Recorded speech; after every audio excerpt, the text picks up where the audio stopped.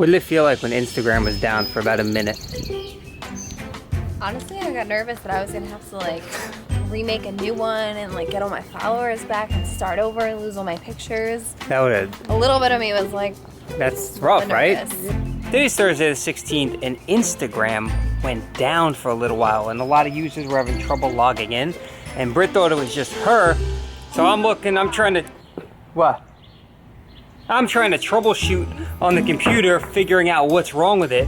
Then I log into my Instagram, didn't work. I checked Twitter, everyone had the problem, so... Wait, did you see these What? flavors? I'm sorry, I'm interrupting you. No, it's okay, I'm just playing. Wow. That looks ridiculous. I'm going for that right there, $1.99 any size. You'd be a fool to get a small. So this is what it's like living in California all the time, I guess. Here in New York, beautiful out, zero humidity, and it's great. Look how close Brittany has to sit in order to drive. Ready? I can't reach. Oh, and ow! I can't even get my knee under the steering wheel. This is how she sits. You are 6 foot, I'm 5'1". I can literally bite the steering wheel. If I move it the tiniest bit back, I can't reach to sit that way. My knee is in the speedometer, so we're going back. We're going back. All right, we're heading to the mall right now because I need a dress.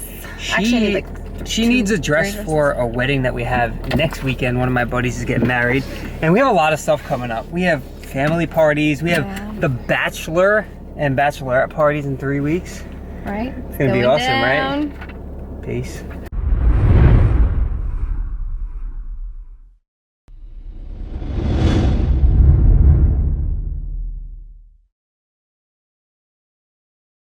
You're welcome. Is that all? Yes, ma'am. All right. 747. Thank you. You're welcome. 747. I got coops. She doesn't know we got coops. It's $1.99. Awesome. Thank you so much, sir. Have a great day. All right, ready? Ready. You know what I don't do anymore? Remember this maneuver? Yeah, it always used to break the straw though. You gotta do the rip. Thank you. No, you're gonna Keep break my eyes it. on the road.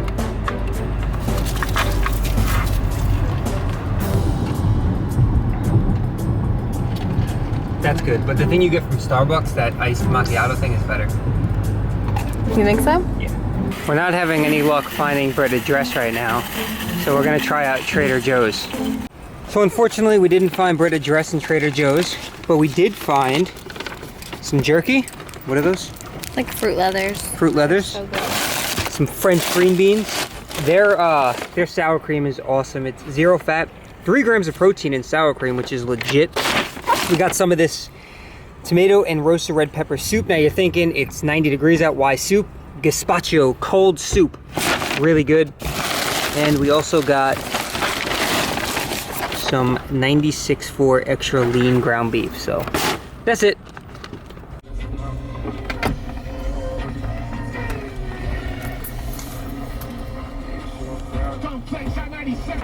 Time for some late night cardio and abs. All right, so I just finished up late night cardio and abs, sitting outside of the gym, and I wanted to talk for a second really quick about this YouTube channel and accountability. Now, I had no desire to come to the gym tonight to do cardio and abs. I had a really busy day, that's why I didn't film too much, but I still got here anyway, and that's not what I'm trying to make a point about. I didn't bring the camera to the gym so I could prove to you guys that I do cardio late at night too, and woe is me. Guys, we're grateful for the opportunity that we actually get to walk into that gym and do something. So I'm not bitching that I had to do cardio and abs tonight. This is actually me taking a second to thank you all for the accountability, because I know if I didn't bring this camera to the gym, you would have no idea whether I hit legs, chest, back, cardio, abs, shoulders, bis, tris. You would never know until I took out this camera and told you. So it's very easy for me to skip workouts here, skip training sessions there, but I feel like I'm so close to you guys and we're on such a personal level that I would be letting you guys down if I just didn't do something because I didn't feel like doing it. Now that might sound crazy to some of you because, like I said, if I never turn the camera on, you would never know, so how can I let you down? And it's just all up in my head. I know you guys support me so much, and I'm always talking about how you have to work hard and go that extra mile, and it would just be, I'd be a hypocrite if I just said, you know, I'm not going to skip cardio and abs tonight. I'm just going to sit home and we'll get at that tomorrow. I just feel like, again, that I would be letting you all down. And I'm sure some of you guys are like, dude, you're crazy. Like, you're letting us down. We don't give a shit if you do cardio and abs or not. But at the same time, like, I care about it. You know, I take this channel very seriously, and the stuff I talk about on the channel, I take serious. Yes, I goof around a lot. That's just who I am. But I'm always talking about putting in that extra effort. And I'm not doing cardio because I'm stepping on stage or doing a photo shoot. I'm doing it because I told myself earlier in the week I was going to do it, and I'm sticking to that.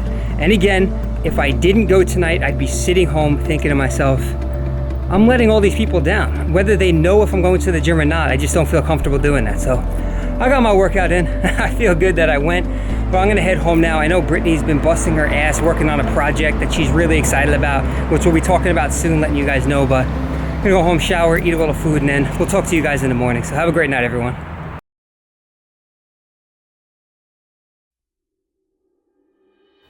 Happy Friday, everyone. You know what that means. Kick back, relax, and do nothing.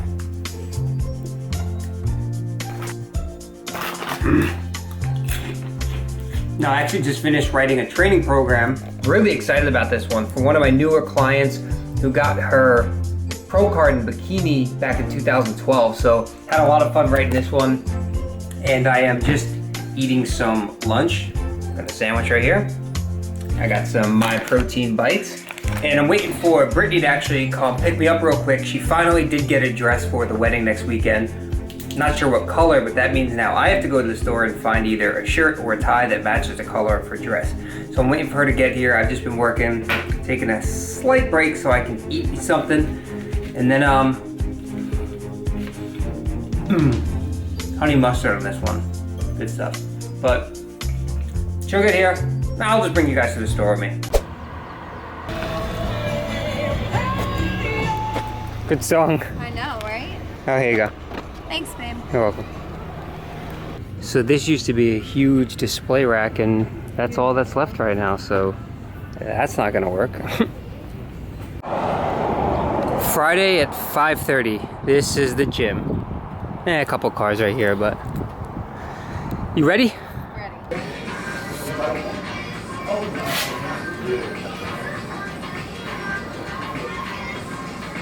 There you go. Nice. Nice. Nice. There you go. Nice. You laugh, Sorry. Alright, so we're going to start out by quickly talking about elbow tuck and elbow flare. You hear everyone say tuck your elbows when you're benching, and then some people wonder how much. So you see different degrees like this. This is elbows flared, putting a lot of stress on your shoulders. This is not what you want. This is elbows tucked. You tuck too much, it's not going to activate your chest as much. So you want to find a position that's comfortable for you. So there is no right or wrong amount or degree of tuck. It's whatever's comfortable. So 45 degrees is pretty typical, and just press from there. So you want this part of your chest to get a stretch without this part of your shoulder coming forward. So not flared out here, not tucked too far, right about here. Oh, squeeze the chest, back down. Just like that.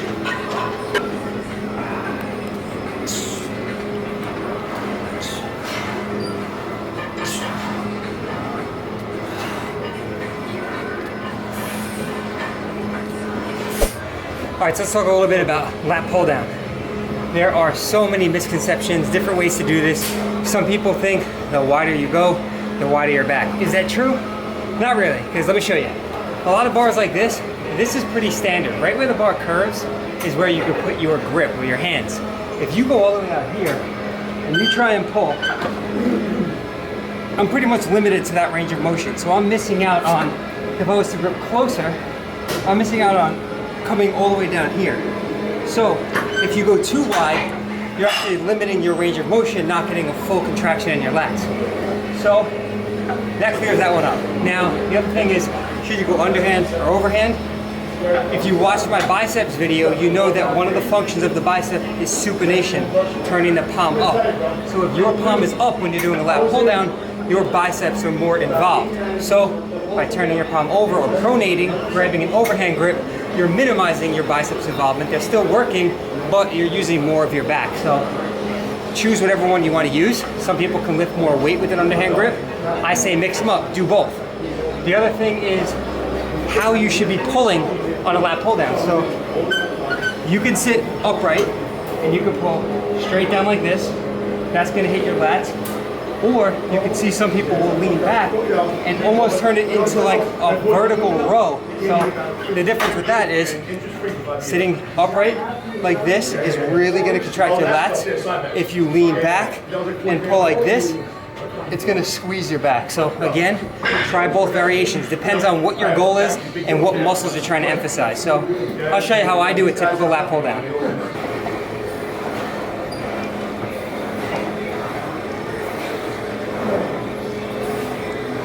Where they are clearing away that accident that happened there before. Expect some traffic leading up to that. Northern State pretty heavy right now from Meadow Park. Silver State is built. All right, let's talk about machines, rowing, and how to initiate the movement with your back. This is what you commonly see during a row movement. You'll see this, a lot of bending in the biceps, but not a back contraction. So don't think of the movement like this, pulling through your bicep. Think about actually starting the movement by bringing your arms back, bringing your shoulder blades together, and then when you get to that point, then row with your back. So this is the wrong way to do it. You can see my traps are hunching up, my shoulders are coming forward. That's not optimal for a back workout. So what you want to do is grab this, start the movement by pulling your shoulder blades together, squeeze your back right to there, and then back. You can protract your shoulder blades or your scapula. You can go like this a little bit further, as long as you bring them back when you start the movement. So again, initiate the movement with your back, and then pull, pull, pull, not like this.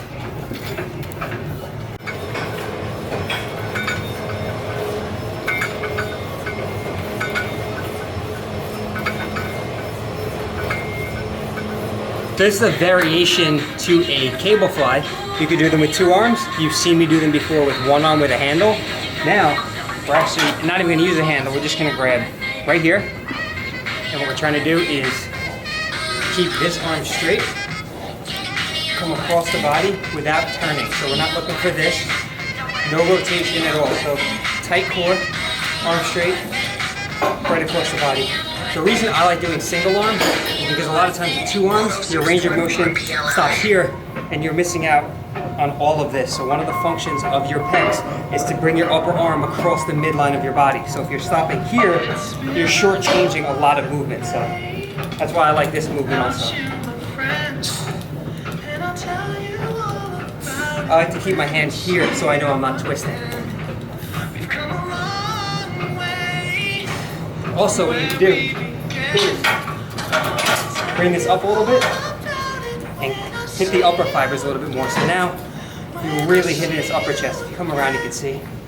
So before we were down here, we were getting a lot of the contraction right here. If I bring this arm up and come across, we'll be trying to work right up here a little bit. So right up there.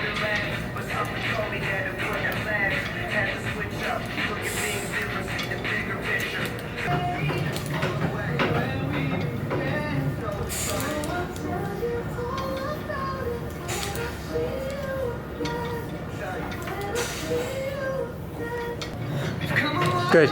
Resist the rotation. Nice. So this will work your core too. It's an anti-rotation as well. There you go.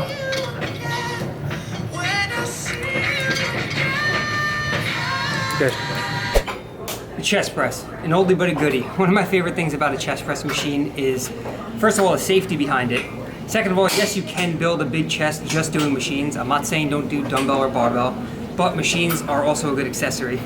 But the thing I like about it is you could think about cues that people tell you for a barbell or for dumbbells and do it much safer on a chest press machine. So one of the cues you often hear is flex your lats when bench pressing. A lot of people have no idea what that means. So they're trying to do this while they're pressing and it's just throwing them off. On a machine, you have the ability to use the foot pedal. So we press the pedal. Now we have the bar in a safe position here. So I'm not starting from here and trying to push the weight from here where my shoulder's in a really bad position. So the foot pedal allows us to get comfortable first. we often hear the cue, retract your scapula or bring your shoulders back and down. When you're laying on a barbell bench press, if you're a beginner, that's not easy to do. So on a machine, you have the foot pedal there. This is waiting for you. Get those shoulders back down. Get yourself in a comfortable position before you even have any resistance. Now you can go ahead and take your grip. We talked about flare earlier, elbow flare. So you don't want to come out here. You don't want to come down here. It's much easier to practice on a machine than a barbell. One more thing is, a lot of people don't feel it in their chest when they're pressing. They feel it in their shoulders, they feel it in their triceps, and they're not actually activating their chest. A machine is a great way to do that. So what we're thinking about, remember, shoulder blades back and down. Take your grip, about a 45-degree flare. Go ahead and get yourself set up. Think about driving those elbows down to get those lats flexing. Come back, full stretch, and forward. Squeeze the chest the whole time. Think about, again, tightening those lats like you're screwing your hands into the bar. Back.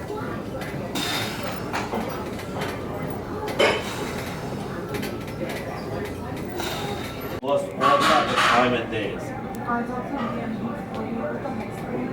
Okay. Back. That's it. What is the All right, so the take home is machines build muscle. Cables, dumbbells, barbells, they all build muscle with progressive tension overload. So when you see this machine, a lot of people look at this and they go, no way am I getting on that to do my chest. I need a barbell or a dumbbell. Yes, those should be your primary compound movements, but these will definitely help you if you have trouble activating your pecs. If you're not feeling them fire when you're pressing, try out a machine, get to know that mind to muscle connection, know what it feels like to actually squeeze your chest, and then move over to the barbell or dumbbell. Or simply warm up with this very light, just so you can get the pecs firing before you start your pressing movement. So I am so out of shape and out of breath from talking, but don't sleep on the machines. You could build a decent chest with machines. All right, so I might have some new subscribers here who never saw this before. This property is where I used to work for about 7 years as a bartender and a server. It's called Danford's in Port Jefferson. So this is the outdoor deck. There's inside over there. It's also a marina. This is the ferry that goes over to Connecticut, and we're right here on the water. So you can't really dine any closer to the water than right here. You see a whole bunch of million-dollar yachts over here, and this is the outdoor dining where we're about to sit in a little while to grab some food and a few drinks with some friends, but it's absolutely beautiful. I mean, I used to work out here all the time and I couldn't complain. It was a great job, and to anyone who is a server, you know exactly what it's like, the long hours. And when I was working here, actually, the upstairs up there was a club. So that was a nightclub from, I believe it was like 10 p.m. till 4 a.m. So I used to bartend in that sometimes as well. And they own this entire property. So these are all hotels. They go all the way down there.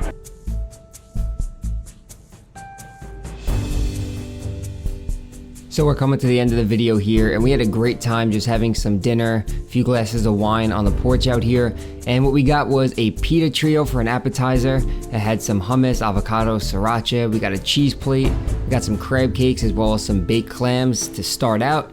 And then for dinner, we each got something different. There was a lobster roll on the table, which is what you see right here. And me and Brittany split two things. We had a seafood Cobb salad that had some salmon and scallops and shrimp and a whole bunch of good stuff on there, as well as a turkey and Munster panini on a pretzel roll with some french fries. So overall, we had an absolutely great night. Then we walked on the docks and looked at these. This was like a $20 million yacht, and I just said to myself, someday, goals.